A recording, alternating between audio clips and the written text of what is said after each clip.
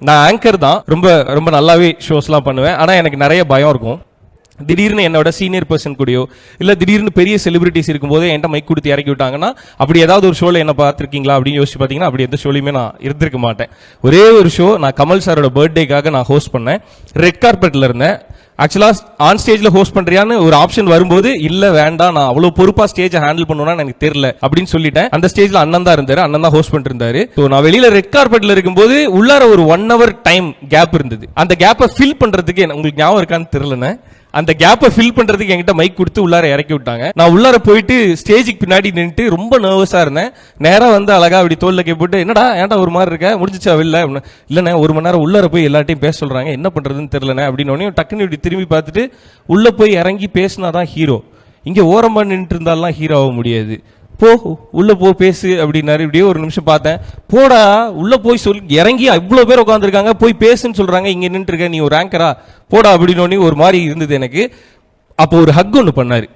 பண்ணிட்டு 1 hour கழிச்சு உன்னைய பார்ப்பேன், உள்ள வெளுத்து வாங்கிட்டு வரணும் என்ன அப்படின்னு சொல்லிட்டு போயிட்டாரு.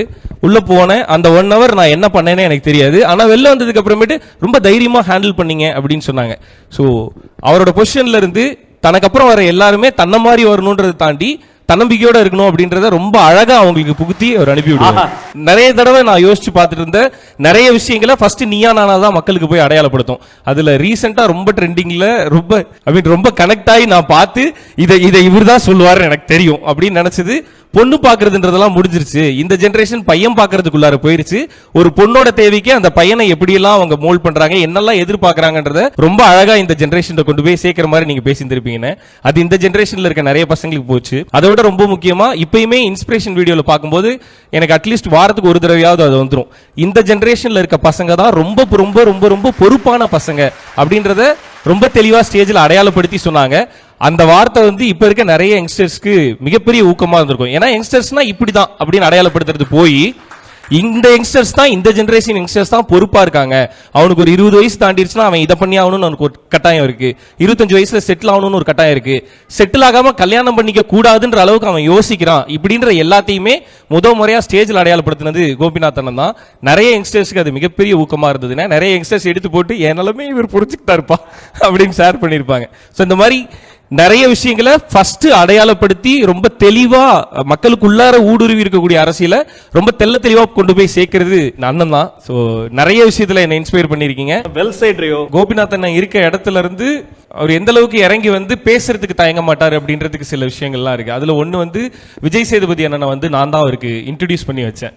அது எப்படின்னா, நாங்கள் நின்று பேசிட்டு இருந்தோம். ஒரு டெலி அவார்ட்ஸ் அவார்ட் ஷோ முடிஞ்சு எல்லாரும் ஒன்றா நின்று பேசிட்டு இருக்கும்போது இவர், எனக்கு அவர்கிட்ட பேசணும்னு ஆசையா இருக்கு, ஏன்னா அவர் பேசுறது எனக்கு ரொம்ப பிடிச்சிருக்கு, அவர்கிட்ட எனக்கு பேசணும்னு ஆசையா இருக்கு, என்ன இன்ட்ரோ பண்றா அப்படின்னு சொல்லி இவர் கேட்டாரு. நான் வந்து என்னென்ன நீங்க போய் பேசினா பேச போறாரு அப்படின்னா, இல்ல ஒரு இன்ட்ரோன்னு ஒன்று இருந்ததுன்னா தான் நம்ம பேசுறத அவங்க லிசன் பண்ணுவாங்க அப்படின்னாரு. வெரி ஃபர்ஸ்ட் ஒன் அவர்கிட்ட நேரில் அவர் வாயால கேட்டு கத்துக்கிட்டது. இன்ட்ரோன்னு ஒன்று இருந்தாதான் பேசுறத அவங்க கவனிப்பாங்க அப்படின்றத இவர் எனக்கு கற்றுக் கொடுத்தாரு, சொல்லி கொடுத்தாரு. அதுக்கப்புறம் நான் போய் விஜய் சேதுபதி என்கிட்ட கேட்கும்போது அவரும் அதே தான். யார் கேட்டது அப்படின்னா, கோபிநாத்தன். நானே அவர்கிட்ட எப்படி பேசுறதுன்னு யோசிச்சுட்டு இருந்தேன். ஏன்னா அவர் ஸ்டேஜில் நிறைய பேசுவார்ல, அவர் பேசுறதெல்லாம் பார்க்கும்போது தான் நான் ஸ்டேஜில் எப்படி பேசணுன்றத நிறைய தடவை கற்றுக்கிட்டேன். அதனால என்ன அவர்கிட்ட இன்ட்ரோ பண்ணுன்னு அவரும் கேட்டார். ஸோ 2 பேரோட இன்ட்ரோவுக்கும் நடுவில் நான் இருந்தேன்றது எனக்கு ரொம்ப ரொம்ப ரொம்ப பெரிய விஷயமா நான் பார்க்குறேன். அண்ட் இந்த 2 பெரிய ஆளுமைகள் 2 பேருக்கும் நடுவில் இருக்கக்கூடிய இன்ட்ரோவை என்ன மாதிரி ஒருத்தன்ட்ட கேட்கறதுக்கு தயங்காம இருக்காங்கல்ல, அதனாலதான் இவங்க இந்த இடத்துல இருக்காங்க. ஸோ இதையும் நம்ம அவங்கள்ட்ட இருந்து கத்துக்கணும்.